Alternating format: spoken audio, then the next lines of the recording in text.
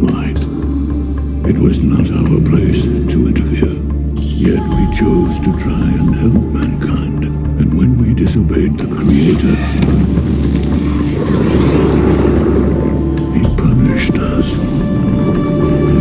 We were encrusted by your world. Rock and mud shackled our fiery glow.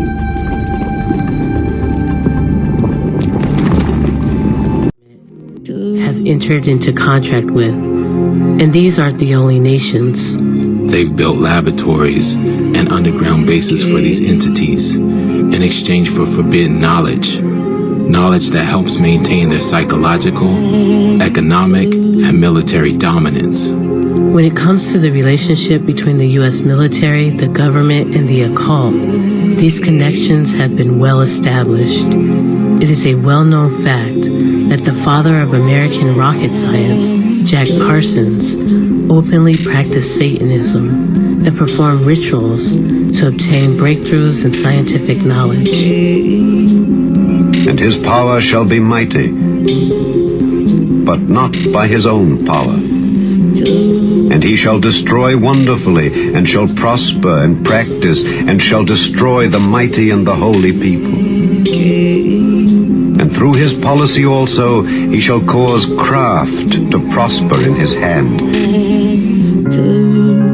And he shall magnify himself in his heart, and by peace shall destroy many.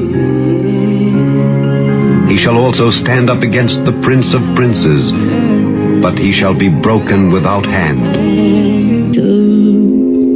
Terrestrial humans interbred with us sometime in the last 5,000 years, and that could account for these monumental changes in the structure of human DNA. Could it be that our ancestors are not only hominids who lived here on Earth, but also beings from beyond our world?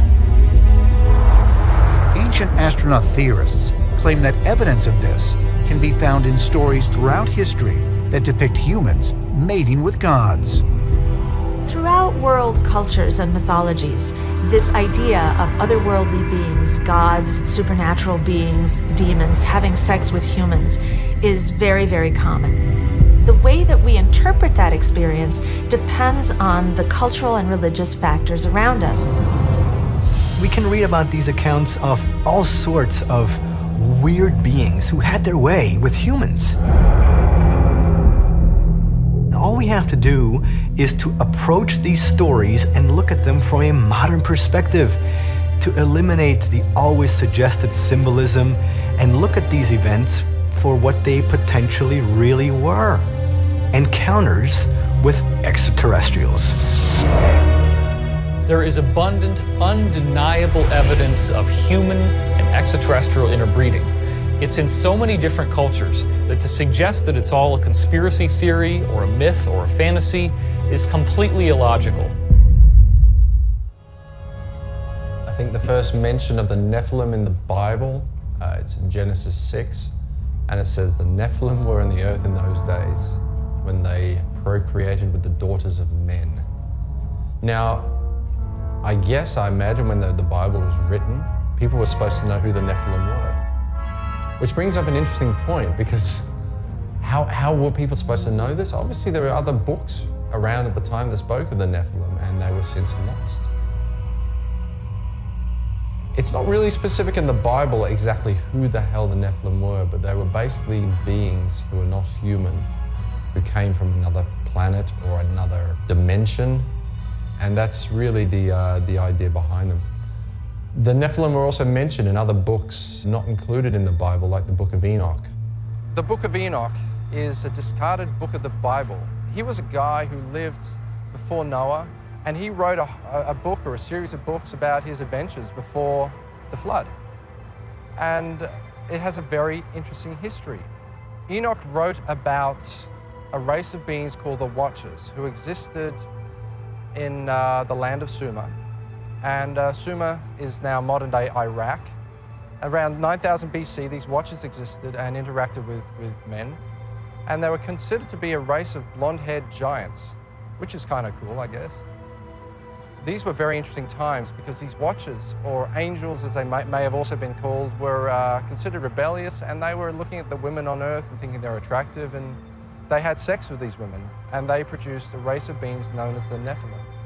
There was kind of like a big genetic experiment going on, or so it's indicated in the book of Enoch, because these Nephilim were often giants or creatures that were just bizarre and strange looking. And there was a real push in those times for people to prove their bloodline, to prove that they weren't part of the Watchers, or their lineage did not go back to the Watchers. And they thought actually Noah may have been a Nephilim at one point because he was born with blonde hair or he was very white. But he had to prove that his bloodline was not of the caste of the Watchers. And that's why God spared him and his family. So we have to ask ourselves, why is the book of Enoch not considered a part of the Bible? In Jesus' times, it was considered part of the religious text of the day. Jesus even quoted from the book of Enoch, and I think pretty much everyone in ancient times considered the book of Enoch to be a religious and holy document. So many copies of the book of Enoch were sent to Ethiopia, and they were rediscovered, I think, in the 1770s. Modern man took it and translated it, and there's been many versions of it that exist. And they compared the modern translation they have to fragments they found in 300 BC and found it to be pretty much identical. So whichever way you look at it, if you believe it's the word of God or not, that's beside the point. It's an interesting historical document, and it tells some pretty spooky stuff. A lot of stuff, I think, has been cut out of the Bible, which maybe should have been kept in. I think Moses probably considered it, the book of Enoch, the word of God, because as I said, he even mentioned the Nephilim himself in Genesis. So it was considered common knowledge that the Nephilim existed, at least when the Bible was written, or the book of Genesis was written. So he's obviously referring to something very specific. And the interesting thing was, the Nephilim, as it says in Genesis, were not wiped out. They existed after the Great Flood as well. So, I mean, there was a lot of strange things going on that are kind of mysterious to us. And that's why I think the whole thing is very interesting, and it's worth investigating and studying.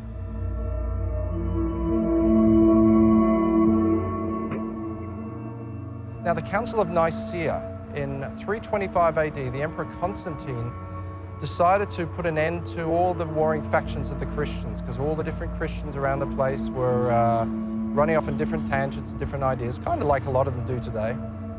There were some Christians who believed there was reincarnation. There were some Christians who believed that Jesus was a man. Some Christians believed Jesus was God. And he decided to unite all of the faiths and all of the books of the Bible into one New Testament. At that time, the Council of Nicaea took a lot of the books and rejected a lot of the books, things like the Gospel of Judas, the Gospel of Thomas, and other, I guess, historical works, and they were kind of discarded and thrown away. And many of these books were lost for a long time until the Dead Sea Scrolls were discovered. The Dead Sea Scrolls were basically a collection of books that were put aside by the Essenes. And it's interesting to note that a lot of the Gospels that were banned were Gospels that spoke about angels and Nephilim and Watchers and similar sort of beings. So there's almost been a bit of a cover-up in history over the nature of who these beings were. Like the Gospel of Judas is a very interesting book. It speaks that Judas was on the inside track of knowledge, and he and Jesus had a special understanding, and they spoke heavily about angels or watchers or the hierarchy of angels in heaven and kind of how they interacted with man on earth. So there's more to this Nephilim story than, I guess, the first few words in Genesis. There really is an interesting history about it, and when you look into the historical fragments we have, I think there's some wisdom to be gained.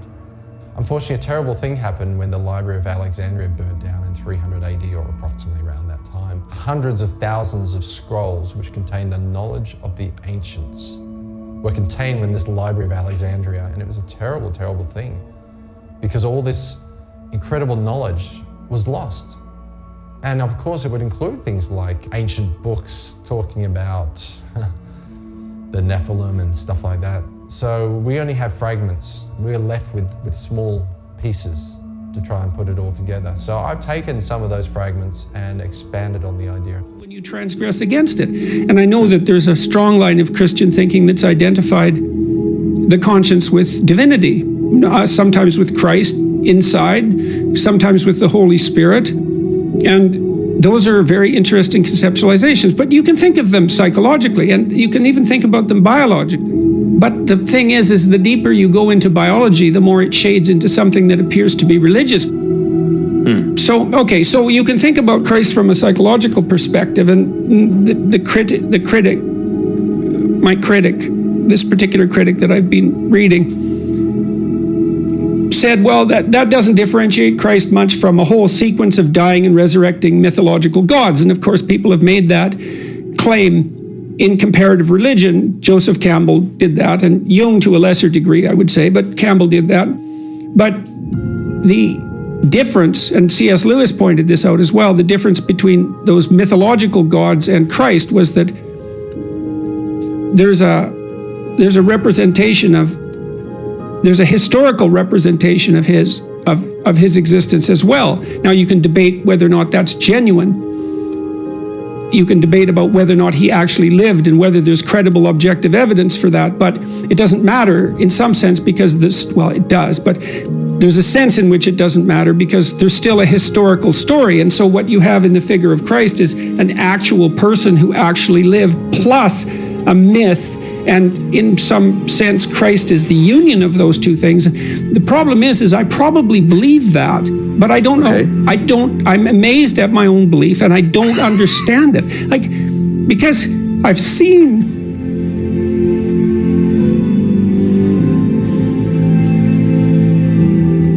sometimes the objective world and the narrative world touch. That's Jungian synchronicity. And I've seen that many times in my own life. And so in some sense, I believe it's undeniable. We have a narrative sense of the world. For me, that's been the world of morality. That's the world that tells us how to act. It's real. We treat it like it's real. It's not the objective world. But the narrative and the objective world touch. And the ultimate example of that, in principle, is supposed to be Christ. But I don't know what to... that seems to me oddly plausible. Yeah. But I still don't know what to make of it. It's partly because it's too terrifying a reality to fully believe. I don't even know what would happen to you if you fully believed it. If you believed in the story of Christ, or if you believed that history and let's say the narrative meet, both, I think. I think because when you believe that, you buy both those stories. You believe that the narrative and the objective can actually touch.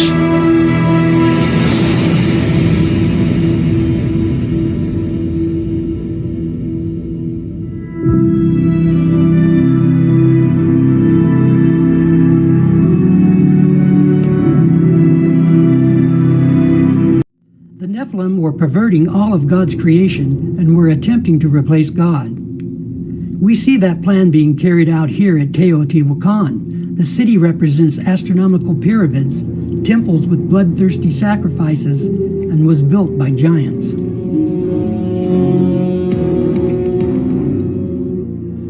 In Mayan mythology, a group of 4 protective deities, the sons of Itzamna and Ixchel, are giants who uphold the sky at its cardinal points. Just like Teotihuacan, these giants built the original pyramids as astronomical observatories. It is well known today the calendar of the Mayans is more accurate than our own. They understood the concepts of pi and zero. It is even thought they had a representation of a black hole, called the Dark Rift. Their understanding and knowledge reflected that of the Nephilim. The Nephilim were part angel and had a knowledge far superior than man's. These gods also instructed the people in bloody sacrifices. Even their games depict the dark path set for the Mayans. The image of a priest cutting the still-beating heart from a man probably delighted the Nephilim. We can only imagine their intoxicated and wicked laughter. The Book of Enoch and the Book of Giants tell how they devoured man in the worst way. They also created genetically altered beasts to help them in this quest. They were bound and determined to pervert all of creation. These temples tell us of their astronomical knowledge and their reprehensible past. The Maya were still communicating with the fallen angels, who were cast under the earth, and the Nephilim spirits in an alternate dimension. The Maya priests would alter their state of mind with hallucinatory drugs and spoke directly to the gods of the underworld. Even though the angels were already judged and doomed in the underworld, they were still communicating with those who would listen. Although the bodies of the Nephilim were destroyed, their spirits still preached to the Mayans and all other Mesoamericans.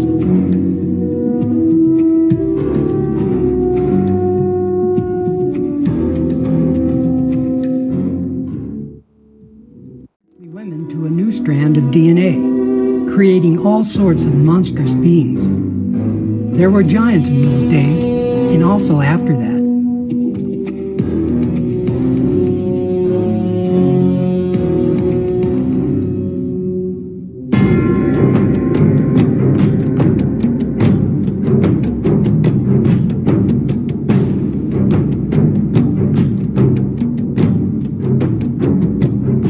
In my research of ancient civilizations, I was surprised to find these bizarre elongated skulls in Egypt, throughout Africa, Europe, Russia, South America, on remote islands, and indeed all around the world. Who were these people, and what were these freaky skulls? I soon found out it's a practice called cranial deformation. It was an intentional practice which had its roots in ancient times. It was done for important people such as royalty and priests in order to mimic a fallen race of giants. Another aspect that we have to consider is that skull and cranial deformation, forming elongated heads, is a practice that's known throughout much of the ancient world. The pharaoh Akhenaten's family is a good example of this practice. His son, Tutankhamun, is probably the most famous example. But why was his deformed skull kept a secret and not taught in public schools along with his known history? The Discovery Channel recreated his head and intentionally modified it to look more modern. Not one word was spoken about his elongated skull. They also resurrected his stepmother, Nefertiti, and again nothing was said about the cranial deformation. King Tut's sister is probably the most pronounced deformation I've seen in Egypt. The Discovery Channel chose to filter out this information simply by ignoring it. It seems our public school systems have the same mindset. It's like the elephant in the living room. How can you possibly ignore something so bizarre? As I said, over the past 150 years, these archaeologists and anthropologists have covered up as much evidence as they've dug up, literally. Basically what you find is something we call a knowledge filter. This is a fundamental feature of science. It's also a fundamental feature of human nature. People tend to filter out things that don't fit, that don't make sense in terms of their paradigm or their way of thinking. So in science you find that evidence that doesn't fit the accepted paradigm tends to be eliminated. It's not taught, it's not discussed, and people who are educated in scientific teachings generally don't even learn about it. It's not necessarily a deliberate conspiracy in the sense of some people getting together in a smoke-filled room and saying, we're going to deceive people. I discovered this practice was actually an effort to carry on the traits of their gods. But who were their gods? They were a race whose fathers were fallen angels and their mothers were earthly women, as explained in Genesis chapter 6 and many ancient texts. The Bible refers to them as the Nephilim, the fallen ones. The Mayans credited Kukulkan for their knowledge of astronomy. He was a giant all-knowing god and bore no resemblance to the dark-skinned Mayans. The Maya described Kukulkan as a tall Caucasian man with long flowing silky white hair and beard and blazing deep blue eyes. He was said to have an elongated skull, and in fact, the Mayan women used to strap boards onto their infants' developing skulls to elongate the skull, and we have artifacts of this nature. The question was, who was Kukulkan? Kukulkan was from the race of the Nephilim, just like the Titans and the Olympians of the Greek myths. Cultures all around the world have legends of the star people, the ones who came down from heaven and created a race of giants. In Sumeria, they were called Anunnaki.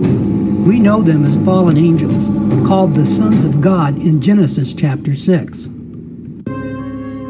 When people began to multiply, and daughters were born to them, the sons of God saw that they were fair, And they took wives for themselves of all that they chose. Genesis 6:1.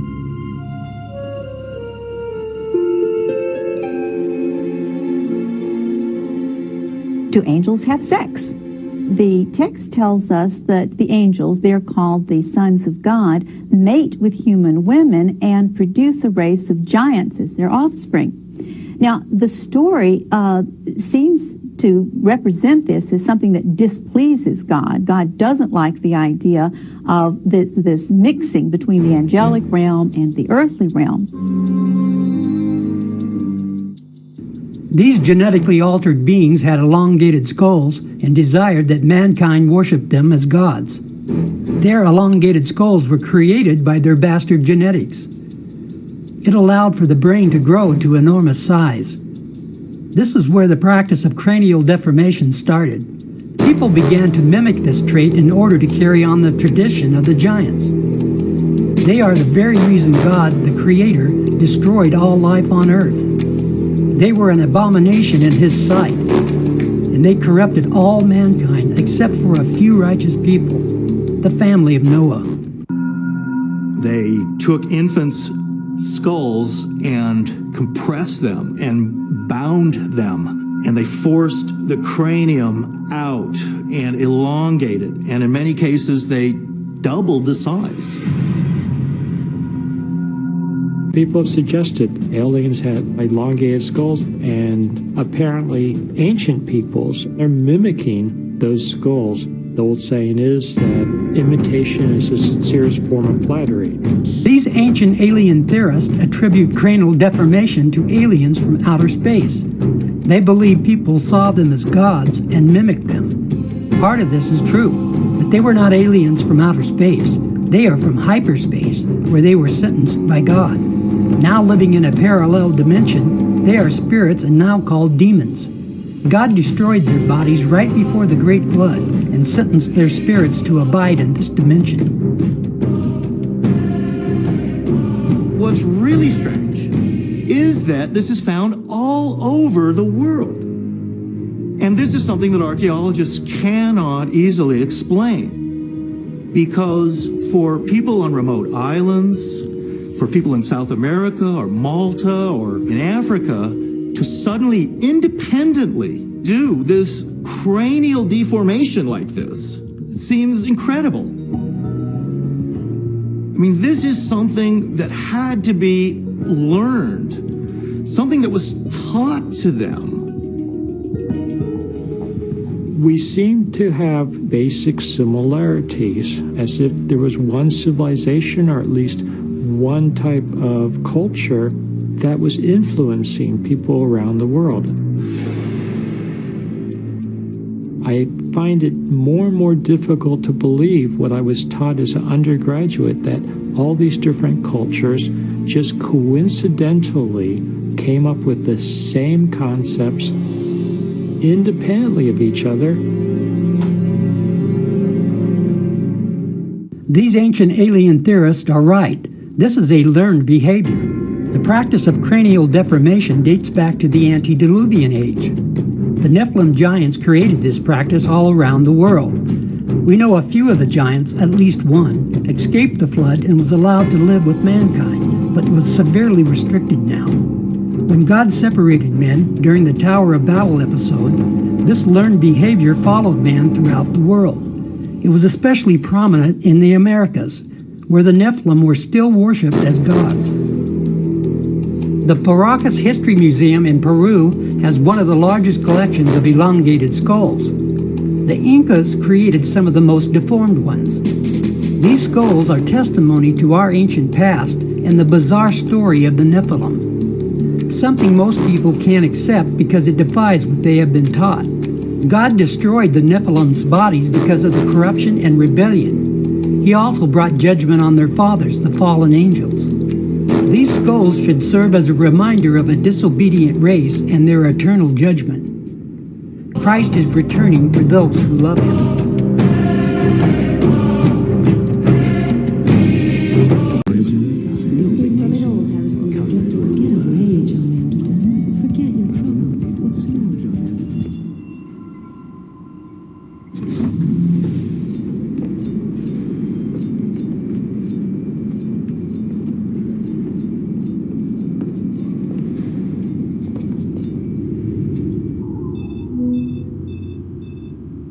Crew's been identified on the Metro. The train makes 2 stops at 20th and 33rd. Send units to each location. Never make 20th. Have faith. Directly into the internet. Imagine gaming, watching videos, or devouring whole books instantly without needing a screen. That's the bold new vision being dreamt up at the San Francisco offices of Neuralink, billionaire polymath Elon Musk's controversial new venture. But what actually is Neuralink? How does it work? And what are the real-world implications of this mental sci-fi fantasy? Join us today as we put on our thinking caps and learn the secrets of Elon Musk's new mind control device. The first thing you should know is that tech colossus Elon Musk is terrified about the rise of AI, or artificial intelligence. AI is overlooked by very smart people, he said before. That's because, in his view, very smart people do not think a computer can ever be as smart as they are. This is hubris and obviously false. Musk's chief worry is that, left unchecked, artificial intelligence will rapidly evolve beyond humanity's ability to manage and regulate it. Then, he frets, at some unknowable moment, human beings will become a mere nuisance to it, and it will dispose of us without hesitation or remorse. Musk's plan for tackling this existential threat is twofold. In 2015, he founded OpenAI, a non-profit consultancy dedicated to researching AI and steering the wise legislative oversight he feels the industry so desperately needs. And in 2016, he also founded Neuralink. In Musk's eyes, it isn't humanity's raw intellectual horsepower hobbling our ability to take on the robot master race. The human mind is plenty nimble enough to get by.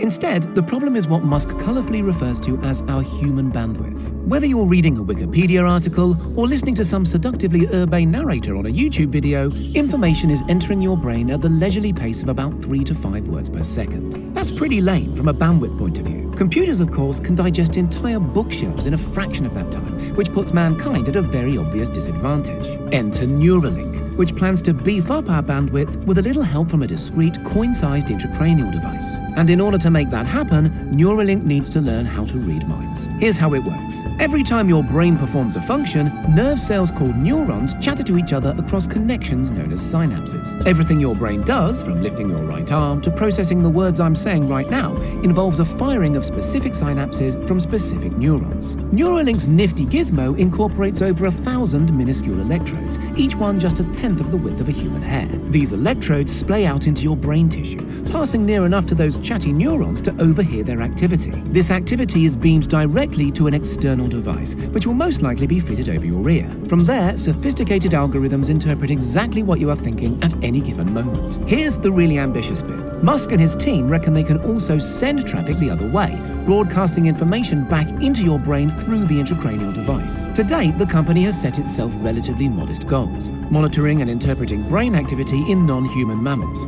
Take Gertrude, the pig, who was implanted with a Neuralink device to help researchers track which neurons fired whenever her snout was lovingly caressed. More famously, Pager the monkey recently went viral after Neuralink posted a video of him successfully playing retro video game Pong using only the power of his adorable monkey mind. Pager started the experiment playing Pong the old-fashioned way with a regular joystick. Neuralink studied which neurons fired whenever Pager moved the joystick up and which fired when the joystick moved down. From there, it was comparatively simple for the Neuralink team to read those firing synapses and broadcast that info from Pager's mind directly to the console in real time without a joystick. Pretty cool. Neuralink's next trick is to install its intracranial device into a paraplegic human test subject. It's hoped this technology might enable those suffering with paralysis to access the internet without needing their fingers or clumsy voice controls. Beyond that, says Musk, it could help tackle other problems, from addiction to blindness. If this all sounds like some utopian sci-fi plot, Neuralink was supposedly inspired after Musk read a series of E&M Bank novels called The Culture. Just wait until you hear how it gets put in your skull.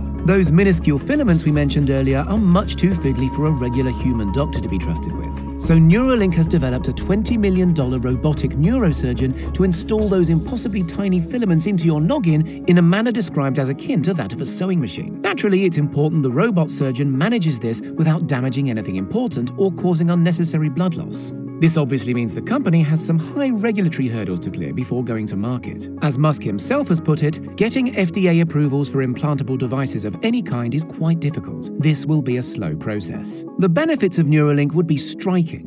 Aside from trivial applications like online shopping or checking the football scores in the privacy of your own mind, the power to access the entire internet at will could spark a revolution in human creativity. Still, critics have their doubts. For starters, artificial implants anywhere in the body can and do frequently cause unforeseen rejection reactions. That's probably not something you want inside your skull. Neuralink engineers also need to make sure their device, and especially those wee filaments, is capable of resisting corrosion in the damp, briny intracranial cavity. There's also the very real threat of malfunction or computer viruses or even malicious hackers. Nobody wants to deal with a phishing scam happening in the confines of their own skull. Not to mention the labyrinthine moral and ethical implications inherent in this technology, quite apart from the whole animal testing thing. If a device can read your thoughts, translate and broadcast them to another Neuralink device, isn't that telepathy? How will this affect society and how we live and interact with each other? What does consent mean in this unprecedented framework? Musk, for his part, is characteristically upbeat about Neuralink's potential to enhance our lives, breezily referring to his new brainchild as a Fitbit for the skull. He's even said human trials might be on the horizon as early as the tail end of 2021. But bear in mind he has a reputation for mad, exaggerated timescales. Certainly Musk's almost limitless financial resources are attracting top neuroscience talent to the team, and reports from the firm suggest no piece of equipment is too expensive to meet the CEO's ambitious deadlines. After all, if we're actually going to beat the machines, maybe quick thinking is the only way. What do you think? Are you excited to go online without needing a cumbersome screen? Or will intracranial devices turn us into a race of soulless cyborg zombies? Let us know in the comments. And don't forget to hit subscribe for more utterly mind-blowing tech content. It's a sensor. This tiny green thing in there? That tiny green thing in there, you put it underneath your skin, and what that tells you is that there are chemical reactions going on inside the body, and that signal means you're going to have symptoms tomorrow. Wow. There's an actual transmitter in that? Yeah, it's like a check engine light. Check this sailor out before he infects other people. That's right. Sailors would get the signal, then stop them all. That's it, lovely. Now, you may feel a small Christ! prick. What is it? Cutting-edge nanotechnology. Smart blood. Microchips in your bloodstream allows us to track your movements in the... This is not science fiction. This is science fact. We have the tools, we have the technology to do this all right now. And you think we can, at some point, inoculate the world against these killer viruses? Killer viruses that we haven't seen or even imagined will be protected against.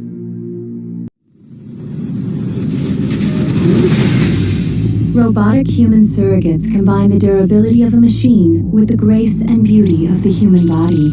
With most people living their lives through their surrogate selves, our world has become a safer place. Take a seat in your STEM chair, and just with the power of your mind, you can control your surrogate and send it out into the real world. You can live your life without limitations. You see what they see, feel what they feel, and become anyone you want to be from the comfort and safety of your own home. You can finally live the life you've always dreamt of without any risk or danger to yourself. We are confronted with an unprecedented situation. 2 people have died while connected to their surrogates. I think we may actually have a homicide here. First one in 15 years. The public cannot be allowed to get the idea that using a surrogate can be fatal. Especially if it's true. I just want to know how an operator can be killed by signals from a surrogate. Surrogates have been blown to bits without the least bit of harm to their operators. If it were possible, it would defeat the entire purpose of surrogacy.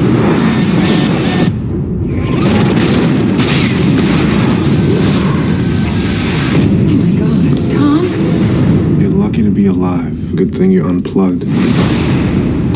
How long is it since you've been out without a surrogate? Can't even remember. It's different when you actually feel the pain. What do you want from me? My wife. I am your wife. No, you're not. You changed the world and now you want to destroy it? How do I stop this? You can't. Maggie, get offline. I think something's going to happen.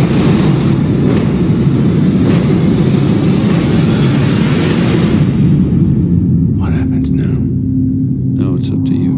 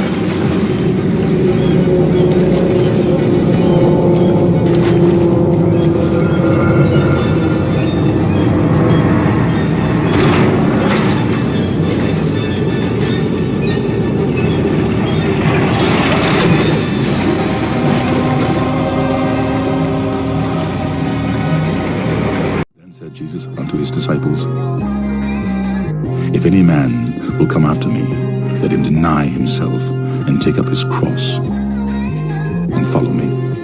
For whosoever will save his life shall lose it, and whosoever will lose his life for my sake shall find it.